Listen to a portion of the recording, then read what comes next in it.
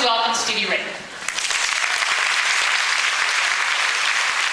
Thanks, Chris, ladies and gentlemen. Wasn't that fantastic? What I do is I help people think on their feet, which is something you have to do every now and then, especially with the rapid change you're dealing with. So what we're going to do for the time that I have you, I think, what, 4 or 5 hours? Yeah. And these people think I'm serious. They check their notes. It can't be 4 or 5 hours. Gotta feed the kids. Make hot dish. We're going to play a few games that I use to teach people how to think quickly when they're on the spot. And that's when it's most difficult, is when you have your whole day planned, it's easy. It's that person who throws a curveball at you, asks a question you're not ready for, or challenges you. We play 2 different types of games in the work that I do. One is called a skill-specific game. And that is something where if you have a specific situation at work, you can play this game and it'll build a skill to help deal with that situation. The other thing we play are called non-specific games. Those are meant to increase brain function. In order to increase whole brain activity and higher level thinking, research has shown that you need to engage in unpredictable behavior. If you engage in unpredictable behavior, that forces neurons to fire, synapses to, everything changes up there. So let's show you a couple of these right now. We'll do a quick warm-up game. So what I need are a few volunteers, and to get those, let's assign them. Okay? Okay, so sir, if you could just stand up right where you are, because you look happy. Okay?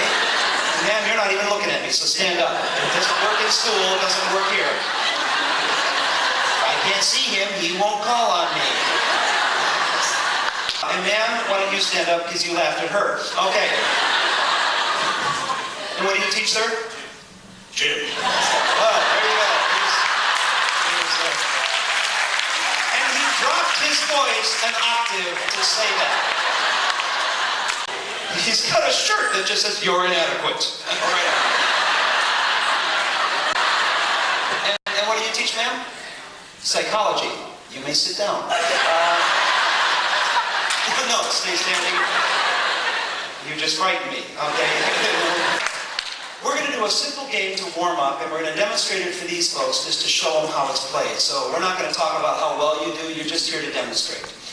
It's called word ball. It's a word association game. I throw my word to you, and whatever word you come up with, you throw it to whoever you want.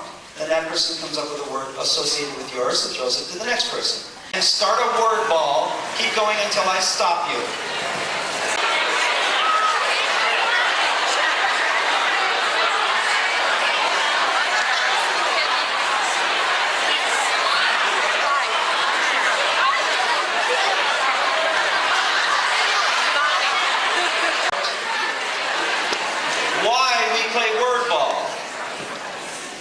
When you watched us play it, it looked pretty simple. Because you were sitting there thinking, oh, I got a word right now. And then you stand up and try it, and it's not as easy. How many got stuck when the word was thrown to them? Your response was,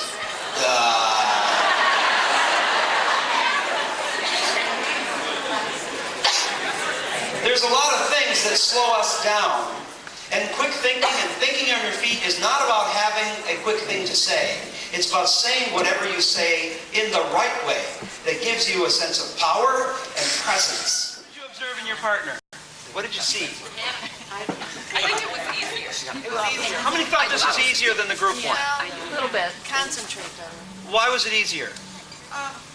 It was the friendly smile right with me. Oh, okay. The interaction. If you are trying to work as a team, it helps. Getting together for a little meeting without actually putting a structure on the meeting that's different than typical meetings. Playing a game like this beforehand shortens the meeting. Because there's always that period of time when people get together that takes like 10 minutes to get rolling. And all of this other stuff kind of gets in the way. So a focusing game like this can be very purposeful in a business setting. Now, how many of you attend structured networking events on a frequent basis, where that's the purpose for being there? Okay? 2 of you. Good. The rest get out. I've been waiting for permission to leave. The things we're going to cover tonight are going to be applicable to structured networking events and also moments when it just happens. You'll begin a conversation, and you're circle is just going to talk about whatever comes up for conversation. I'm going to roam around the room, and I will tap somebody on the shoulder, and whoever's shoulder I tap, your job is to leave that circle and go to a different one. Stand up. You're not off the hook, Sharon. 1, 2, 3, 4, 5, 6. It's a little false because everyone knows the game. So when I tap someone, you're released. What do we want in a relationship? We want acceptance, and when it's over, we want some closure. Some of you gave no closure. I saw somebody get tapped, and they're like... Saying yes and working cooperatively is easy when you're working with an easy person. When it shuts down, obviously, is when you got somebody who's difficult. We put ourselves in a difficult situation, and we still have to try to avoid negating where it's the most difficult. We've both been out hiking. We've both been bitten by a poisonous snake, and we're going to die. It's a happy game. He just said, bummer. We are going to have to decide who gets the antidote to the snake bite. Here's where negation usually pops in. He's going to say everything, why he should get it, and what would I normally say?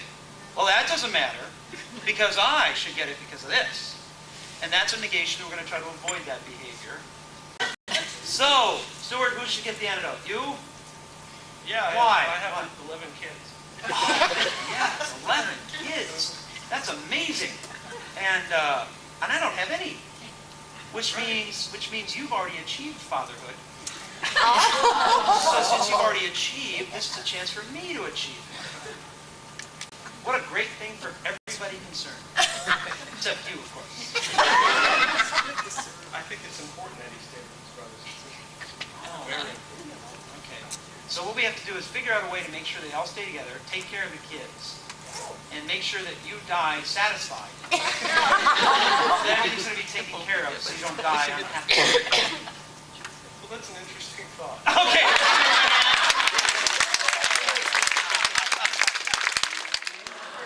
Courtney, and what do you do? I teach first grade. Okay, so you're going straight to heaven. I'm going to be a guy who was born during the colonial era, so my knowledge is only that of like the horse and buggy and that type of thing. You're a modern person, and you have to explain a modern thing in terms that I can understand. Here's a car, and I've never seen one before, so let's go with that. Courtney, what's this right here? A mode of transportation. Okay. So do I hook up a team of horses to the front and it pulls me? No. It runs on gas.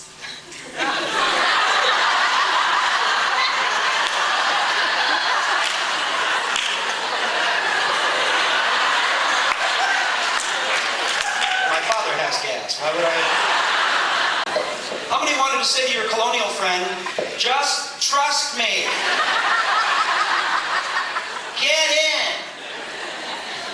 So I want to thank you folks for having me. Thanks for letting me come and play in your sandbox today.